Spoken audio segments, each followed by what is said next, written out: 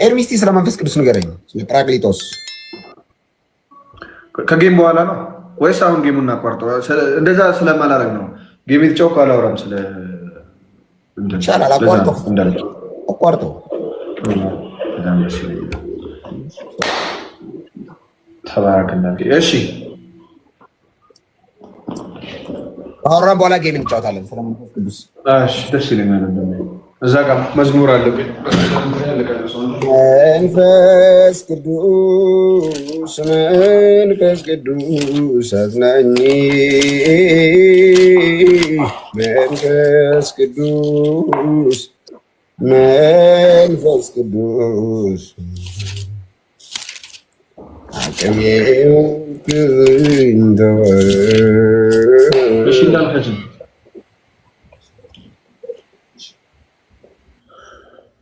እሺ ያው ስለ መንፈስ ቅዱስ ስናወራ ስለምንድን ነው የምናወራው? ስለ አንዱ አምላክ እናወራለን። ይህ አንዱ አምላክ እግዚአብሔር የሚባለው ያለና የነበረ የሚባለው በብሉይ ኪዳን የተገለጸው ያ አምላክ ራሱን ገለጠ፣ በአባት ገለጠ፣ በልጅ ገለጠ፣ በቅዱስ መንፈስ ደግሞ ገለጠ። ያ የገለጠው ደግሞ ከዘላለም እስከ ዘላለም የሚኖር። ስለ መንፈስ ቅዱስ ስናወራ አዲስ ኪዳን ላይ ድንገት ብቅ ያለ ሳይሆን በብሉይ ኪዳንም ቀድሞ በነቢያት የተነገረ ከዛም በኋላ ጌታ ኢየሱስ ክርስቶስ መጥቶ ያረጋገጠው ከዛም ደግሞ ሐዋርያት የሰበኩት ነገር ነው። ስለ መንፈስ ቅዱስ ስናወራ ስለ እግዚአብሔር አንዱ አካል ስለ አንዱ ግብር እያወራ ነው፣ ወይም ስለ አንዱ ስራ እያወራ ነው። ለምሳሌ በብሉይ ኪዳን ላይ በመጽሐፈ ምሳሌ ምዕራፍ 30 ከቁጥር 3 ጀምሮ ስታነበው ስለ አባትና ስለ ልጅ ይናገራል። በብሉይ ኪዳን ያው እነዚህ አሁን ያሉት እስራኤላውያን ባይረዱትና ስለ ሥላሴ ያላቸው ምልከታ የተዛባ ቢሆንም ነቢያት ግን ያምኑ ነበር። ለምሳሌ ቀድሜ ስለ ሀሳቡ ለመናገር ያህል ነው። ጋይስ መጽሐፈ ምሳሌ ምዕራፍ 30 ከቁጥር 3 ላይ እንዲህ ይላል፣ ጥበብን አልተማርኩም ቅዱሱንም አላወቅኩም፣ ወደ ሰማይ የወጣ የወረደ ማን ነው? ወደ ሰማይ የወጣ የወረደ ማን ነው? ነፋስንስ በእጁ የጨበጠ ማን ነው? ውሃንስ በልብሱ የቋጠረ ማን ነው? የምድር ዳርቻን ሁሉ ያጸና ማን ነው? ይህን ታውቅ እንደሆነ ስሙ ማን ነው? የልጁ ስም ማን ነው? ይህም የት ነው ያለው? እስራኤላውያን አሁን በያዙት መጽሐፍ ብሉይ ኪዳን ብለን እኛ የምንጠቀመው እኛ ክርስቲያኖች ድንገት ብቅ እንዳለ ማለታችን ቀድሞ የተተነበየን የትንቢት መጽሐፍ እንይዛለን፣ በእጃችን እናምናለን፣ እንቀበላለን። ስለዚህ እግዚአብሔር በአባትነት በልጅነት ነበረ ማለት ነው። በሌላም በኩል በመዝሙረ ዳዊት ላይ መዝሙር 104 ከቁጥር 30 ላይ እንዲህ ይላል፣ መንፈስህን ትልካለህ ይፈጠራሉ፣ የምድርንም ፊት ታድሳለህ። ምን ታደርጋለህ? መንፈስህን ትልካለህ። የእግዚአብሔር ቅዱስ መንፈስ ይላካል። ምን ያደርጋል? ይፈጠራሉ፣ ይፈጥራል። ስለዚህ አብ ነበረ፣ ወልድ ነበር፣ ቅዱስ መንፈስ ነበረ። መቼ? ከዘላለም እስከ ዘላለም። እሺ፣ ከዘላለም እስከ ዘላለም ነበረ። ከዛ ውስጥ ግን ኃይል ስለሆናቸው ስለ ዛሬው ቀን ስናወራ ኃይል የሆናቸው ወደ እውነት ሁሉ የሚመራቸው ቅዱስ መንፈስ አለ። ስለ እሱ ቀን እናወራለን። በዚህ ይሄ ቀን በጣም ክርስትና ውስጥ በጣም ወሳኝ ቀን፣ እግዚአብሔር ስለ ልጁ በቅዱስ መንፈስ በኩል በሐዋርያት በኩል በኃይል በምድር ላይ የተገለጠበት ቀን፣ ምናልባትም የአዲስ ኪዳን ያ በአዲስ ኪዳን ኃይል የተገለጠበት ቀን ነው። እውነት ተገለጠ። ስለዛ እውነት ደግሞ የሚመሰክር ኃይል ተገለጠ። ማን የሚባል? ቅዱስ መንፈስ የሚባል ወይም ደግሞ መንፈስ ቅዱስ የሚባል። ለምሳሌ በዮሐንስ ወንጌል ምዕራፍ 16 ከቁጥር 12 ላይ ጌታ ኢየሱስ ክርስቶስ ለሐዋርያት ይነግራቸዋል። ብዙ ነገር ይነግራቸዋል። ከዛስ ምን ይላቸዋል? የምነግራችሁ ገና ብዙ ነገር አለኝ ይላቸዋል። የምነግራችሁ ገና ብዙ አለኝ ይላቸዋል። ነገር ግን አሁን ልትሸከሙት አትችሉም አላቸው። አያችሁ፣ ሰዎች ዝም ብሎ በስጋዊ ሐሳብ ሊሸከሙት የማይችሉትን ነገር ጌታ ኢየሱስ ክርስቶስ ይዞታል። ከዛ ግን እርሱ አላቸው። አያችሁ እንድንሸከም ደግሞ የሚያስችለን ማን እንደሆነ። ግን እርሱ የእውነት መንፈስ በመጣ ጊዜ ወደ እውነት ሁሉ ይመራቸዋል፣ የሚሰማውንም ሁሉ ይናገራል እንጂ ከራሱ አይናገርም። ዝም ብሎ ከራሱ ብቅ ያለ መንፈስ አይደለም። ከማን የሚወጣ ነው? ከእግዚአብሔር ወጥቶ የሚመጣ ነው። እሺ የሚሰማውን ሁሉ ይናገራል። አካል አለው፣ ምንጭ አለው የሚናገርበት። ዝም ብሎ ብቅ ያለ ነገር አይደለም። ከራሱ አይናገርም። ከራሳቸው የሚናገሩ አሉ። ከራሳቸው የሚናገሩ መንፈሶች የሚመጣውንም ሁሉ ይነግራቸዋል። እርሱ ያከብረኛል፣ ለእኔ ካለኝ ወስዶ ይነግራቸዋል። ለአብ ያለው ሁሉ የእኔ ነው፣ ስለዚህ ለእኔ ካለኝ ወስዶ ይናገራቸዋል አልሁ ያ ብሎ ይመሰክራል። ስለዚህ ስለ ቅዱስ መንፈስ ይመሰክራል። አሁን እኛ ከማን ነው የምንሰማው ማለት ነው? ስለ ኢየሱስ ከቅዱስ መንፈስ ነው የምንሰማው። አያችሁ፣ ስለ ኢየሱስ ክርስቶስ ከሌላ ቦታ እንሰማለን። ስለ ኢየሱስ ክርስቶስ ለምሳሌ ከሐዋርያት እንሰማለን። ለምን? ሐዋርያት ስልጣን ተቀብለዋል። ስለ ኢየሱስ ክርስቶስ ከሐዋርያት ደቀ መዝሙሮች እንሰማለን። ለምን? ከሐዋርያት እነሱም ስልጣን ተቀብለዋል። መንፈስ ቅዱስ ሾማቸዋል። የሆነ ሰው ግን መጥቶ ኢየሱስ ክርስቶስ አልተሰቀለም ካለ መብትህ ሌላ ያልተሰቀለ ኢየሱስ ክርስቶስ መከተል። ግንስ የተሰቀለውን ኢየሱስ ክርስቶስ ቀድሞ ተነግሯል፣ በኋላም ደግሞ መጥቶ ራሱ አረጋግጧል። ከዛ ሐዋርያት ደግሞ ሰብከውታል። ስለዚህ ቃል ማነው ስልጣን ያለው? ያ መንፈስ ቅዱስ ነው። ያ መንፈስ ቅዱስ በሐዋርያት ሥራ ምዕራፍ 2 ላይ ይወርዳል። የሐዋርያት ሥራ ምዕራፍ 2 ጀምሮ በዓለ ሀምሳ የተባለውን ቀን በደረሰ ጊዜ ሁሉም በአንድ ልብ ሆነው አብረው ሳሉ ድንገት እንደሚነጥቅ አውሎ ነፋስ ከሰማይ ድምፅ መጣ። ተቀምጠውም የነበሩትን ቤት ሁሉ ሞላው። እንደ እሳትም የተከፋፈሉ ልሳኖች ታዩአቸው፣ በእያንዳንዳቸውም ላይ ተቀመጡባቸው። በሁሉም መንፈስ ቅዱስ ሞላባቸው። መንፈስም ይናገሩ ዘንድ እንደሰጣቸው በሌላ ልሳኖች ይናገሩ ጀመረ። ያ ከሰማይም በታች ካሉ ሕዝብ ሁሉ በጸሎት የተኩ አይሁድ በኢየሩሳሌም ይኖሩ ነበረ። ይህም ድምፅ በሆነ ጊዜ ሁሉ ተሰበሰቡ፣ እያንዳንዱም በገዛ ቋንቋ ሲናገሩ ይሰማ ነበር ስለነበረ የሚሉትን አጡ። ተገርሞም ተደንቆም እንዲህ አሉ፣ እነሆ እነዚህ የሚናገሩት ሁሉ የገሊላ ሰዎች አይደሉምን? እኛ እያንዳንዳችን የተወለድንበትን የገዛ ቋንቋችንን እንዴት እንሰማለን? ብሎ ህዝቡን ሁሉ ከዘረዘረ በኋላ ከዛስ ምን ይላል መሰላችሁ? በማን ቋንቋ እንዳወሩ ይናገራል። ሰዎቹን እዛ ጋር የነበሩት ሰዎችን ከዛስ ምን ይላል? የእግዚአብሔርን ታላቅ ስራ 11 ላይ የእግዚአብሔርን ታላቅ ስራ በልሳኖቻችን ያ የቀርጤስና የአረብ ሰዎች ካለ በኋላ የእግዚአብሔርን ታላቅ ስራ በልሳኖቻችን ሲናገሩ እንሰማቸዋለን። ሁሉም ተገረሙና መንትተው እርስ በእርሳቸው እንጃ ይህ ምን ይሆናሉ? ሌሎች ግን እያፌዙባቸው ጉሽ የወይን ጠጅ ጠግበዋል አሉ። ሁለት ሰዎች አሉ የመንፈስ ቅዱስን ቃል ሰምተው አንዳንዶቹ ሰካራም የሚሉ አሉ። አንዳንዶቹ ደግሞ የመንፈስ ቅዱስን ቃል እየሰሙ የሚደነቁ በታምሩ የሚደነቁ ሰዎች አሉ። ስለዚህ መንፈስ ቅዱስ በኃይል ራሱን ገለጠ። መንፈስ ቅዱስ በኃይል ራሱን ከገለጠ በኋላ በሰዎቹ ላይ ተቀምጦ ሰበከ። ሲሰብክ ደግሞ ባይዘው መንፈስ ቅዱስ በጣም የሚገርመው ማንን ምን መስበክ እንዳለበት ያውቃል። ማንን ምን መስበክ ብቻ ሳይሆን እንዴት መስበክ እንዳለበት ጭምር ተናግሯል ያውቃል። በጣም የሚገርመው ጴጥሮስ መንፈስ ቅዱስ በጴጥሮስ ሆኖ ሲናገር ለአይሁዳውያን ቀጥታ ዝልል ብሎ ምን አላደረገም። በቃ ኢየሱስ ክርስቶስ አምላክ ስለሆነ ይሄ በብሉይ ኪዳን የምታመልኩት አምላክ ኢየሱስ ነው ብሎ አይደለም የጀመረው ንግግሩ። እንዴት ቢነግራቸው ሊረዱት እንደሚችሉ ያውቃል። ስለዚህ ልክ ጌታ ኢየሱስ ክርስቶስ ለአይሁዳውያን ይናገር እንደነበረው ቀድሞ ያ ክርስቶስ ይዞት የመጣው ቃል እውነት መሆኑን ክርስቶስ ይዞ የመጣው ቃል እውነት እንደሆነ ነው ማረጋገጫ የሰጣቸው።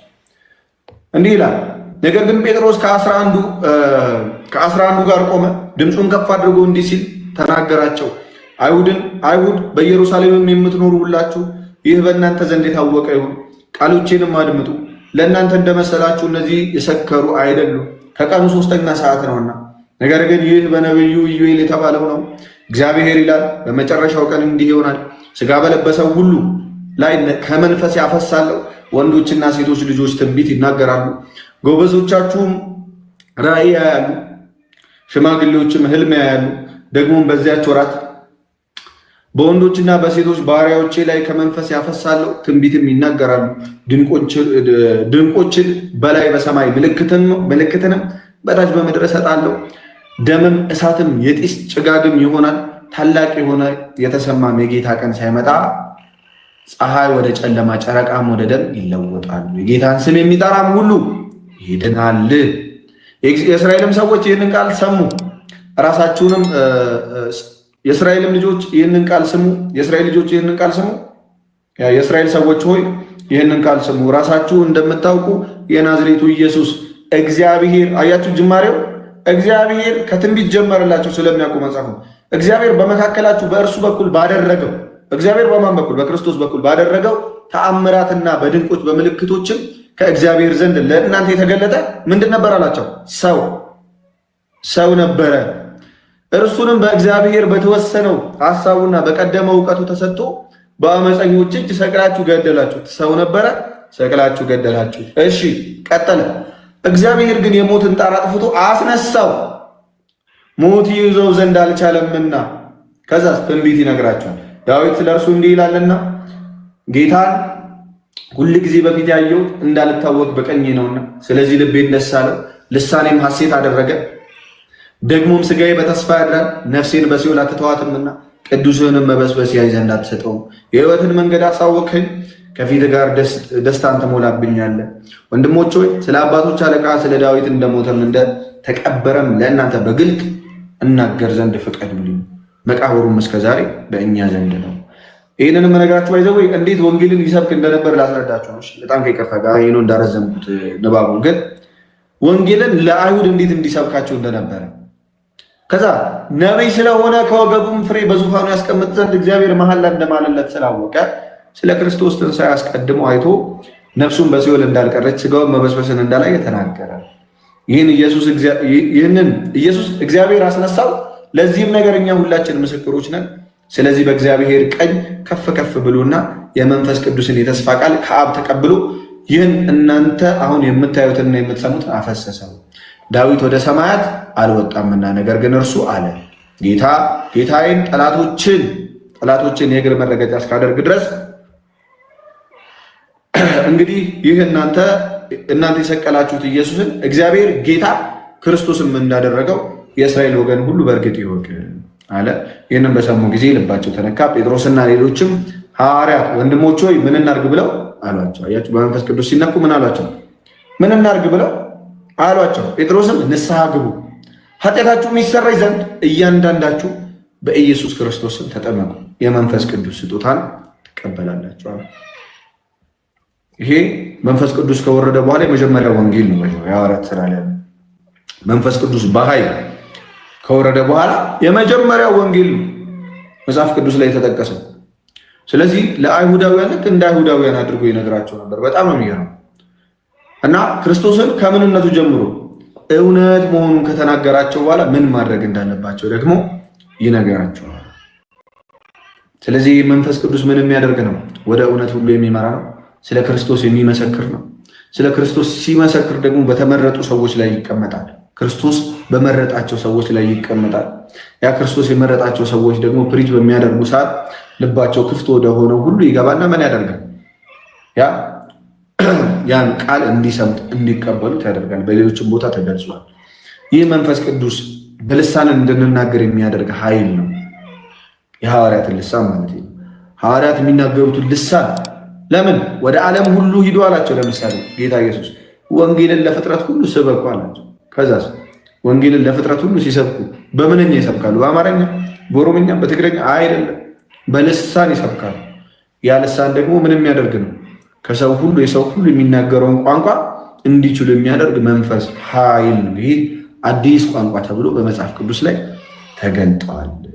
እና የቋንቋ ችግር እንዳይኖርብን፣ የአረዳድ ችግር እንዳይኖርብን፣ ያለመመስከር ችግር እንዳይኖርብን፣ ኃይል እንዲኖረን ክርስቶስን በኃይል መቀበል እንድንችል ስለ ክርስቶስ ያለንን እውቀት የሚያሳድግልን እግዚአብሔር የሆነ ዝም ብሎ ከሆነ ቦታ ያልመጣ ከእግዚአብሔር የሚወጣ ያ መንፈስ ቅዱስ መንፈስ ይባላል። ያ መንፈስ ቅዱስ ደግሞ ወደ እውነት ሁሉ የሚመራን ነው። እንግዲህ በትንሹ ይሄ ነው። በትንሹ በጣም በጥቂቱ ቀን ሙሉ ቢወራም አያልቅም። ተባረክ። ስለ ጌታ መንፈስ ቅዱስ ከእግዚአብሔርና ከእግዚአብሔር ወልድ እኩል ለምንሰግድለት ለምንገዛለት ታላቁ አምላካችን ስለ መንፈስ ቅዱስ ያወራው ነገር ከመጽሐፍ ቅዱስ አንጻር ነው። ትክክል ነው። እግዚአብሔር ባርክ እድሜ ይስጥ። መንፈስ ቅዱስን ከኦሪት ዘፍጥረት ከምዕራፍ 1 ጀምረን ማየት እንችላለን። ያው ከግብር አንጻር ካየን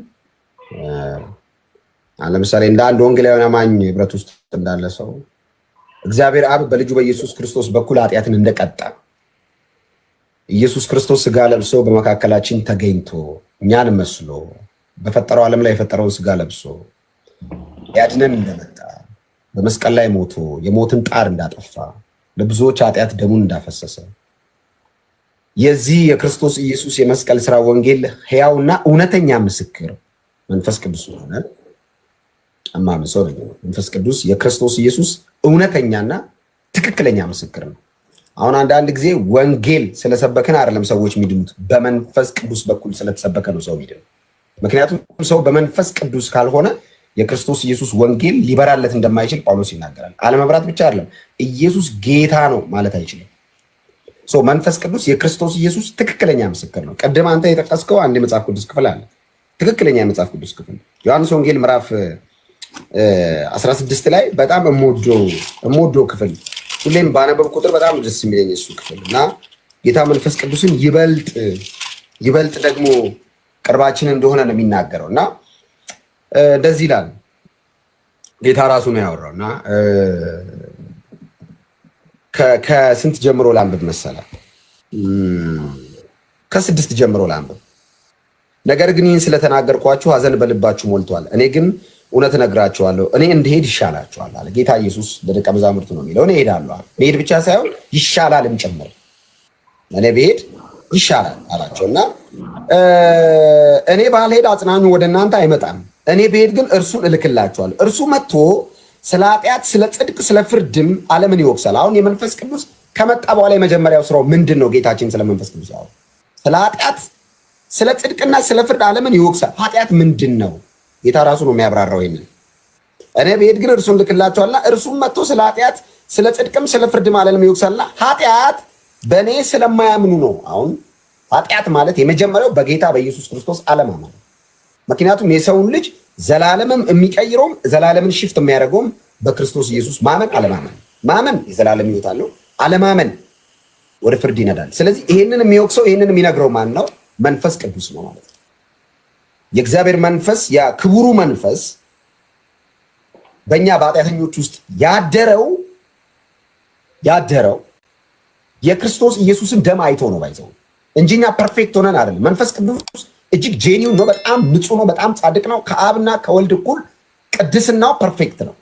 እና እንዴት ነው ከዋና ከመንፈስ ስንወለድ በእኛ ውስጥ የሚያድረው መንፈስ ቅዱስ ካልክ እኛ የመንፈስ ቅዱስ ትክክለኛ ማደሪያ ምን ነው በክርስቶስ ኢየሱስ ስናምን ነው ማለት ነው። የክርስቶስ ኢየሱስ ደም መንፈስ ቅዱስ በእኛ ውስጥ እንዲያድር አድርጓል ማለት ነው መጽሐፍ ይህንን ስለሚል። ስለዚህ በእኔ ስለሚያምናለ ስለ ጽድቅም ወደ አብ ስለመሄድ ከዚህ በኋላ ስለማታዩ ነው፣ ስለ ፍርድም የዚህ ዓለም ገዢ ስለተፈረደበት ነው ይልና የምነግራችሁ ብዙ አለኝ አለ ጌታ። ቅድሜና አንስታል የምነግራችሁ ብዙ አለኝ፣ ነገር ግን አሁን ልትሸከሙት አትችሉም። አሁን ብነግራችሁ ያለ መንፈስ ቅዱስ አትችሉትም። ጌታ ነው ይሄን ያለው። ስለዚህ መንፈስ ቅዱስ ወርዶ በደንብ ይነግራችኋል፣ በደንብ ያብራራላችኋል። የእግዚአብሔር መንፈስ ሌላኛው ስራው ምንድነው? ስለ ክርስቶስ ኢየሱስ ከመመስከር ባሻገር ነገሮችን ማብራት፣ በሚገባን መልኩ መንገር ማለት ነው። የከበደንን ነገር ያቀለናል። ሌላው መንፈስ ቅዱስ የቤተ ክርስቲያን ኃይሏ ነው ባይዘው መንፈስ ቅዱስ። አሁን መንፈስ ቅዱስ የሌለው ክርስቲያን አልጫ ነው የሚሆነው ባይዘው። ምንድነው የሚለው? እንደውም አንድ የሃይማኖት አወላ አንድ መጽሐፍ ያነበብኩት መንፈስ ቅዱስ የሃይማኖትን አልጫነት ነው ያጣፈጠው። አሁን ከሌላው የምንለየው በመንፈስ ቅዱስ ነው። ብዙ ክርስቲያን የሚል ህብረት አለ። ከሌሎች ክርስቲያን ከሚለው ህብረት ውስጥ የምንለየው ፐርፌክት መሆናችን የሚታወቀው መንፈስ ቅዱስ ኃይላችን ነው።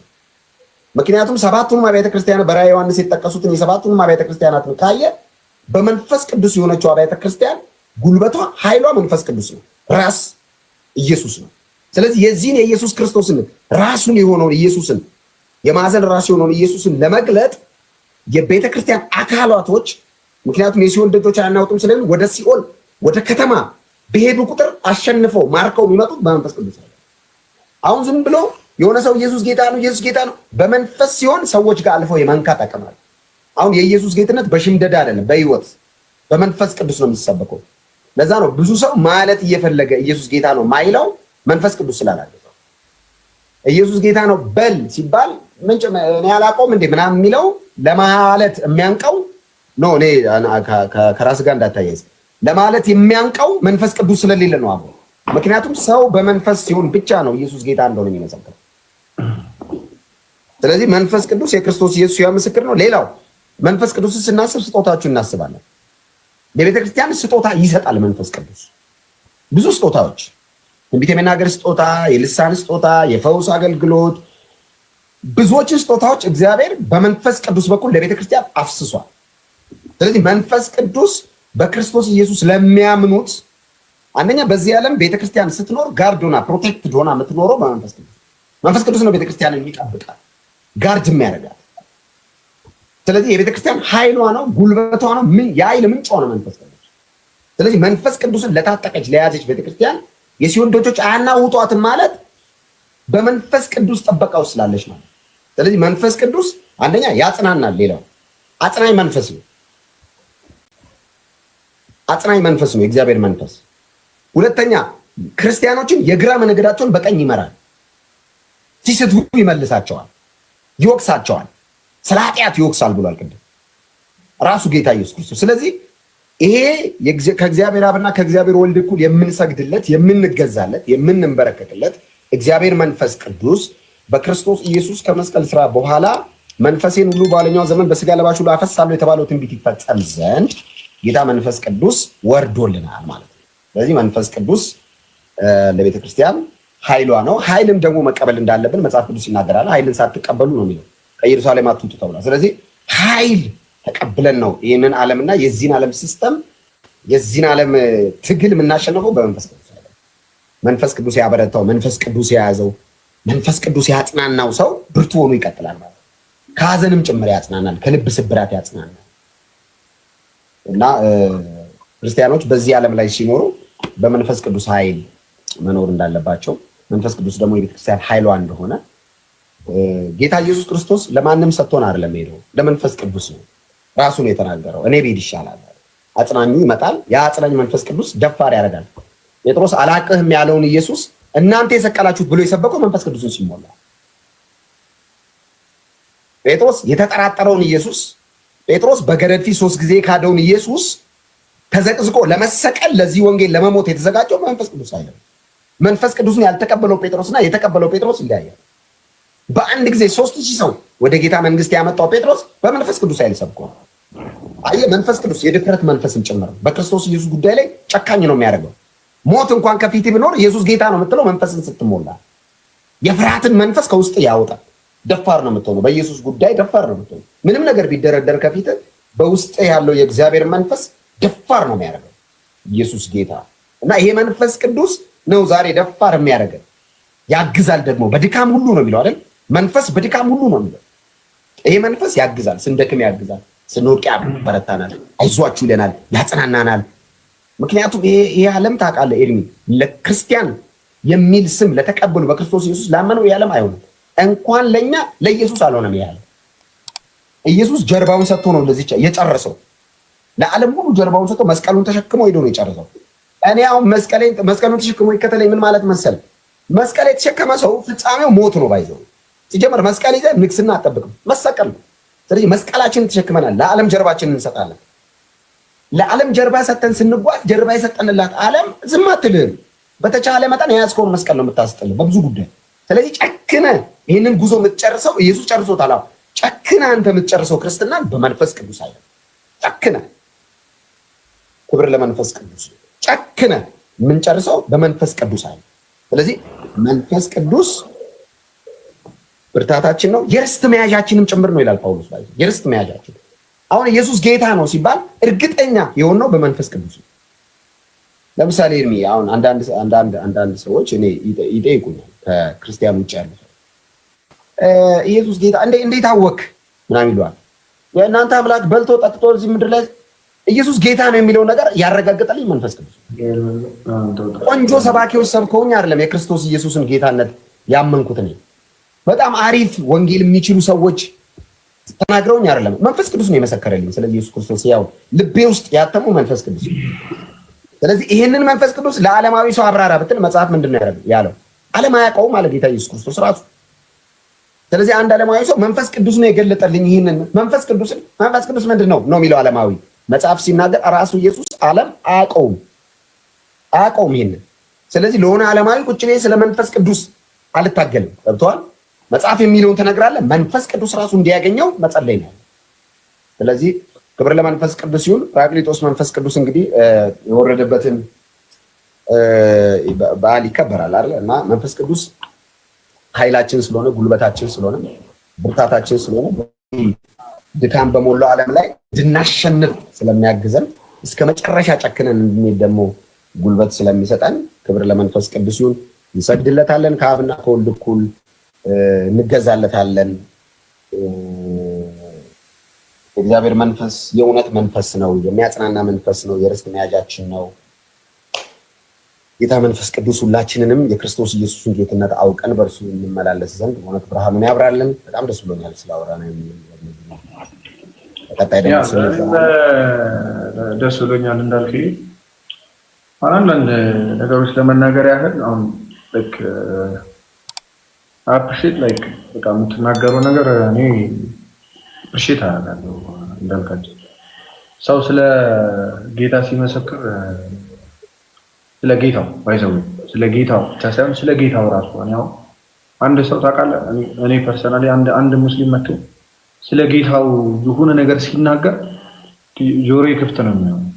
ለምን መሰለህ? በጣም በየዋህነት የሚናገር ከሆነ አምላኩን በመውደድ የሚናገር ከሆነ ለአምላኩ ካለው ክብር የሚናገር ከሆነ በጣም በደስታ ለመስማት ዝግጁ ነኝ። እኔንም ሀሳብ ለመስጠት ዝግጁ ነኝ። በክፋት የሚናገር ከሆነ ግን ደስ አይልም። ዝም ብሎ አሁን አንዱ ይመጣና መጽሐፍ ቅዱስ ላይ እንደዚህ ይለኛል። ኦኬ ታምነዋለህ? አላምነውም። መጽሐፍ ቅዱስ እንደማስረጃ ይሰጠኝና መጽሐፍ ቅዱስን ስጠቅስበት ግን ማን የጻፈው እኔ እኮ መጽሐፍ ቅዱስ አላምንም ይለኛል። ኦኬ ከእንደዚህ አይነት ሰው ጋር አላወራም ማለት ነው።